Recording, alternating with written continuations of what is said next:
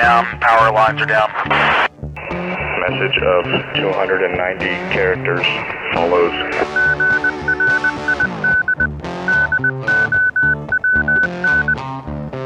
Good day and welcome into another episode of Grid Down, Comms Up on the Prepping Academy podcast. Want to welcome everybody in today on a very, very, very warm, nice spring day outside. And let's talk about all the things that are going on with our food production systems.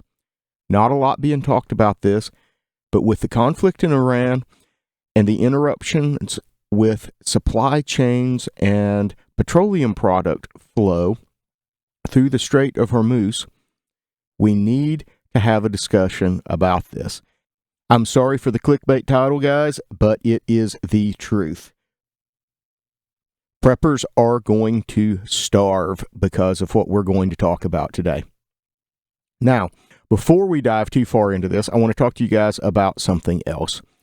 There is a new product out there created by the founder of PrepperNet called Area Study Map.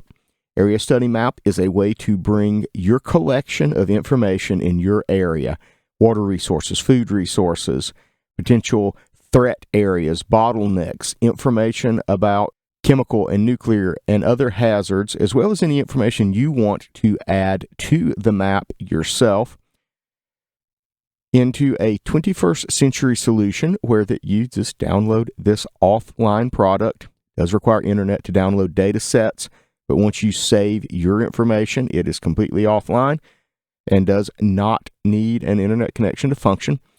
You bring all of your information in and you have an area study that didn't involve crayons and plastic sheets and all kinds of other dry erase markers, magic markers, pens, stars. Does not look like a kindergarten craft project, but is a fully searchable database of information that you can store offline on your computer. And if you are truly, truly, truly paranoid about that kind of thing, you can take one computer and you can download the data sets, build your area study map, export all the configuration files and the program, and then you can put it on a computer that's never touched the internet and have a totally air-gapped solution. So, pretty cool. If you're interested in that, go check it out at areastudymap.com. While you're there, you can get $50 off the cost of a lifetime license using Grid Down Comms Up. That is GRIDDOWNCOMMSUP, and that'll save you $50 off the cost of admission to what is proving to be a really, really cool piece of software. All right, back to the topic at hand. As everyone knows, unless you have been living under a rock or in a cave, that we are at some sort of war, conflict, whatever you want to call it, with the nation of Iran, however you want to pronounce it. But it's causing disruptions in energy markets. Everybody sees it at the pump. Here, gasoline's $3.50 a gallon for regular, diesel's $5 plus. This is going to have impacts on our food supplies and any other products that we use that are transported or produced touching oil. And that list does not stop.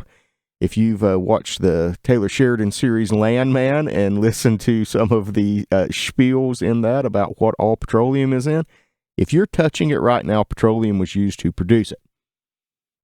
Now, one of the things that we don't talk a ton about with petroleum is that it's not really petroleum product as much as it is a natural gas product, but both of those come from the Middle East. We also produce a lot of it here, but a lot of natural gas comes out of the Middle East, and there's a process that I never can pronounce that is used to produce nitrogen and ammonium products from that natural gas using a catalyst that is made out of iron, I believe, and it produces a product that we use for fertilizer, the big part of fertilizer.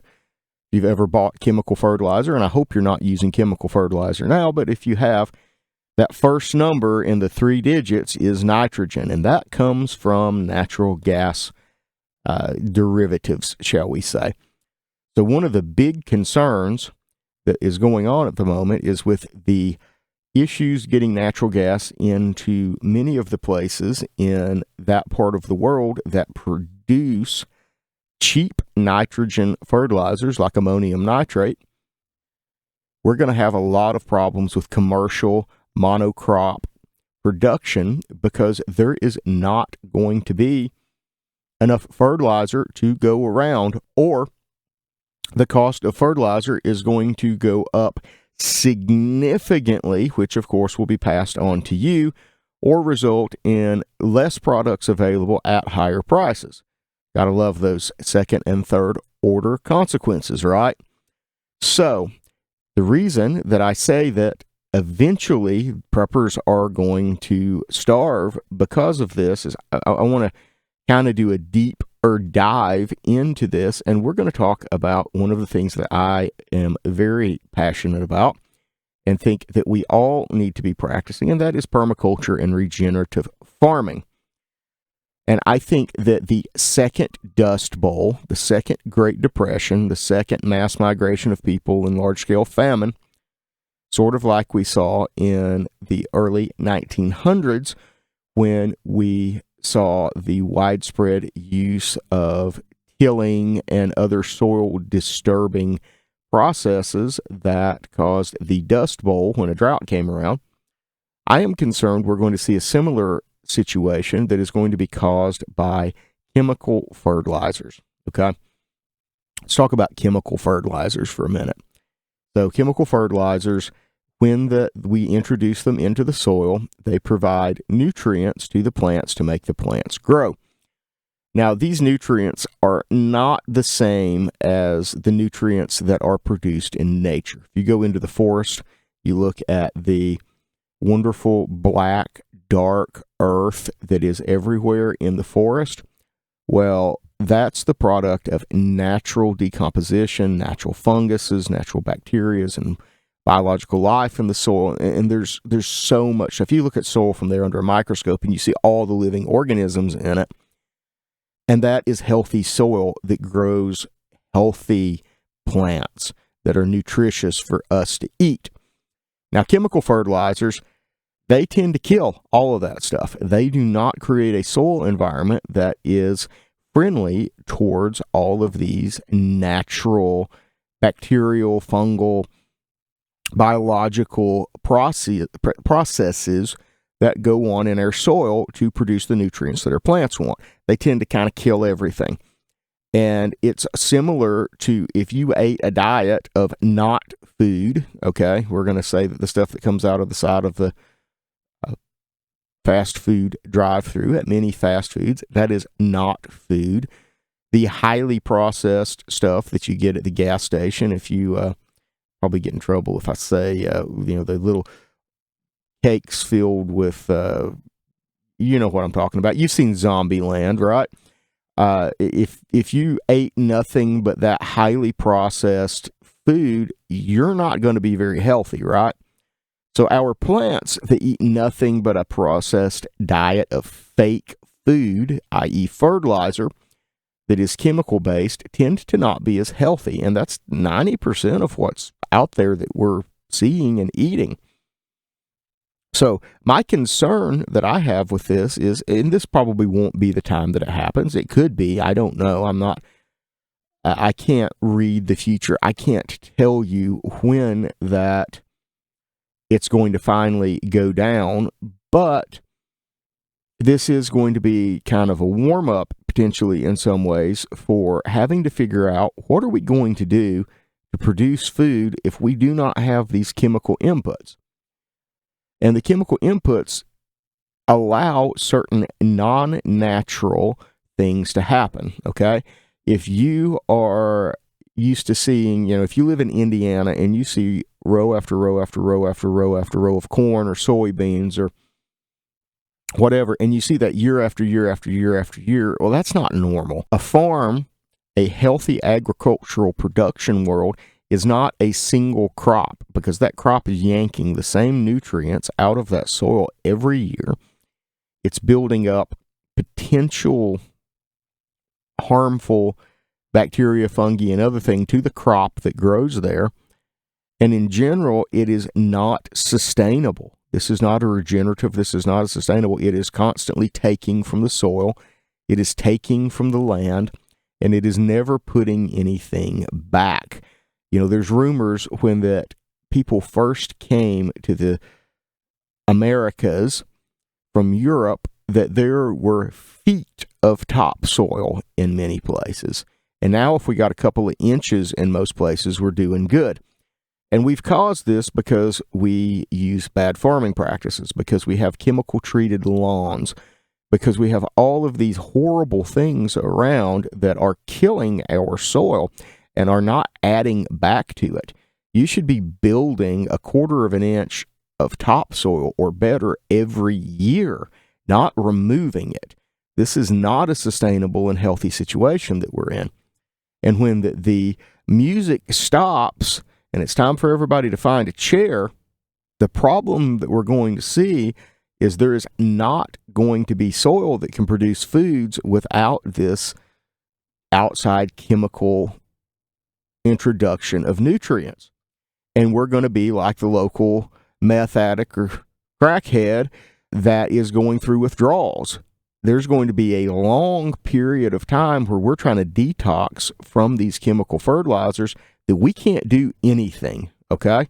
It's not going to be a year. Your year's supply of food in this case probably isn't going to be enough to allow people to regenerate agriculture and regenerate their soil so that they can produce food without this constant drug hit from the big agricultural chemical fertilizer initiatives, okay? It's going to take decades to fix the soil. Yeah, it's going to take a long time. You can fix your soil quicker, okay? But on a large scale, the scale we see industrial farming, where we're farming hectares, it's a lot more difficult than it is for you to fix your couple of acres that need some help. So if you don't know anything about regenerative farming, if you don't know anything about permaculture, guys, I love Billy Bond. Go check out his YouTube channel.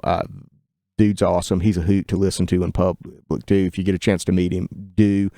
Check out Joel Salatin. There are a ton of folks that do this stuff that can help you along with your journey of moving away from modern agriculture into more sustainable and, frankly, healthier ways of producing abundance of food, okay? The problem is the rest of the world is really going to be up the creek, okay? We will see famines that are of biblical proportions. In fact, those particular famines that are talked about in Revelation, this could be what causes them, is a loss of chemical fertilizers and the time that it takes. Now, guys, being the follower that I am, I'm leaning towards 7 years of food, guys. I think it's a biblical number. I know that's kind of crazy for you guys who are new to this that are going, I don't have 6 months of food. What am I going to do? How am I going to ever have 7? I'm going to talk about my plan here in just a minute on that front, because I don't have 7 years either. So it's just where I kind of am beginning to think I need to be. So as we look at this situation with the Middle East, we see ourselves setting up potential for a great deal of famine around the world. Do I think that will come to pass? I don't think so, but this is a warning bell, okay? This is a dry run. This is a bit of a test that you should be looking at to pay attention to what goes on in the agricultural world as a result of this. In 2020, we saw a bit of this too. There were fertilizer availability problems. There were a lot of issues with production and transportation of the things needed to grow foods. And if you have to transport your livestock 1,000 miles to get them processed, and you have to transport the food for them another 1,000 miles from another direction, we know that's not sustainable. And it's not healthy for the land either, because we got to look at the land as well. In a healthy homestead, a healthy farmstead, we have everything that we need in one location. We have animals, we have various types of livestock that are taking care of pests, that are producing manure, that are in some cases turning the soil for us. They are a healthy part of the ecosystem as we move. We have trees, we have fruit trees, we have them creating organic material, we have some of them that are nitrogen fixers. We have a variety of things going on there that are putting back into our soil, producing the things that we need in order to have a healthy ecosystem on our farm. And then, of course, we have vegetables, we have cover crops, we have other things that we grow that, again, put back into our farm. And we're keeping the toxic chemicals, we're keeping the things out of the farm that kill the bacteria, that kill the plants, that cause the plants to grow slow, that damage the soil bacteria and damage the fungi and the other thing that we need to have healthy soil and have good decomposition. One of the things that, I mentioned Billy Bond earlier, he says, if you can't put cardboard on the ground in your farm, cover it with some wood chips and the cardboard be gone in a few weeks, you don't have healthy soil bacteria, because that stuff goes, oh, it's dead carbon. Yum, let's eat it. And then it goes right after it, and it goes away very quickly. So if you put cardboard down and you cover it up a little bit and it stays kind of moist and it's still there 6 months later, you got problems. We really have to look at what can we do to create sustainable farming? What can we do to create those things in our prepping world? And I realize everybody who's an urban, suburban prepper, that kind of thing. Suburban, if you've got like an old school, like acre, 3/4 of an acre, space, then you may be able to do something with that. If you're in one of these new McMansions on a 1/4 acre, you're going to have problems. Plus, depending on the neighborhood that you're in, you're going to be exposed to all the chemicals and toxic crap that the neighbors that want this golf course looking unnatural yard, they end up on your property too. This stuff transfers. It doesn't stay where people put it. That's going to negatively impact your ability to grow things as well. So something to think about, this whole idea of, we weren't meant to be in cities. We weren't meant to be really in dense suburban areas. God created us to be in a more rural, touched grass, look at the sky type environment. Well, we have to look at these things and we have to think about this as preppers and, how it works and whatnot. And one of the things, I want to talk about now is, and I'm going to pick on my friend Forrest. Right after we met, I kind of gave him some crap about his bug out location and some of the things there. And he has the valid argument that he does not want to run a farm on his bug out location because then people see that as a source of food. I get it. Something that you can do, though, is you can build your soil, even if you're not growing things in it. You can grow cover crops that just look like an overgrown field. You can add, wood chips and manure and things that are decomposing that will help benefit and build that soil. Even if you're not growing, plants and food in it right now, you're growing plants, but you're not growing food plants. You can do things to improve that soil now that doesn't look like a garden and doesn't look like a place people are going to come and raid when the balloon goes up. But you need to be thinking about that. You need to be prepping. You need to be fixing that now, because if you just bought a piece of rural land that was previously used for some kind of commercial agricultural process, the soil is likely destroyed and you're going to have a lot of work to turn it around. So yesterday was the day to start on that. So keep those things in mind as you plan your bug out location, as you plan where your mag group's going to go. If you're planning on food production, you need livestock. You're going to have a way to do that. I'm sorry, Forrest, rabbits aren't kosher, so but I know a lot of people do rabbit things. Sheep are like big rabbits. Okay, they reproduce quickly. They produce all kinds of useful products, and they taste really good, especially if you smoke them over cherry. But that is some good stuff. All right. So enough of the cooking tips for today. But, we live a life of abundance. That's part of being prepared, part of being a prepper, while everybody else eating lifeboat rations. We have, smoked leg of lamb, fresh asparagus, fried okra, cornbread, whatever, and homemade butter. This is our life of abundance because we can produce these things. So it's something to think about in your journey. And where does this fit in for you? Now, kind of carrying on with that whole same idea there, along with building your soil, building your stuff, working on that. Now, that's something that you need to be thinking about years ago. In truth, the window could be closing. Some people are saying the window is closing and things are going to get bad. But we need to think about our sustainability of the area that we're in. And it's great now when you can pay somebody to bring you a dump truck load of horse manure or cow manure that's not been fed, grain that's got graze on in it, and it's not got chemicals and stuff in it to your farm. Well, that's awesome now, but what are you going to do when there's no trucks running and the other farms are struggling? You got to think about this as the whole ecosystem where you're at. So I encourage you guys to think about this and think about your food production. Think about what you're doing now, because there's a high probability at some point that we will see some sort of famine, and it may not be a total without rule of law. It will not be the total collapse, at least initially, that many of us prepare for instantaneously, that, overnight things will go bad. It will be a slow burn, and you can insulate yourself from having to pay a day's wages for a pound of wheat or what it may be, $10 a pound for beef, by having production of a lot of this stuff on your own. So those are very important insulating principles for us as preppers.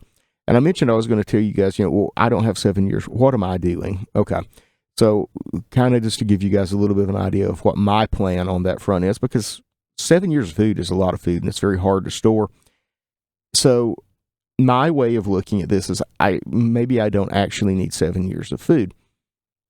I need 7 years of the things I cannot produce. Okay. I don't grow grain. Okay. Just not a use of my property that I want to use. So, and it's cheap and it's easy to store. So I store a lot of grain. I store a lot of salt. I store a lot of things like that I can't produce. I store a lot of herbs that I cannot produce. I store sugar because I don't produce sugar. I store copper and lead because I don't produce copper and lead. I store a variety of other things that I can't produce easily on my homestead. And if I have 7 years of that stuff squirreled away, then I can offset that with the things that I can produce. I can produce eggs. I can produce fruits. I can produce vegetables. My raspberry patch is getting huge. I'm so excited this year. I'm going to have so many raspberries. So looking forward to that. They are by far my favorite berry.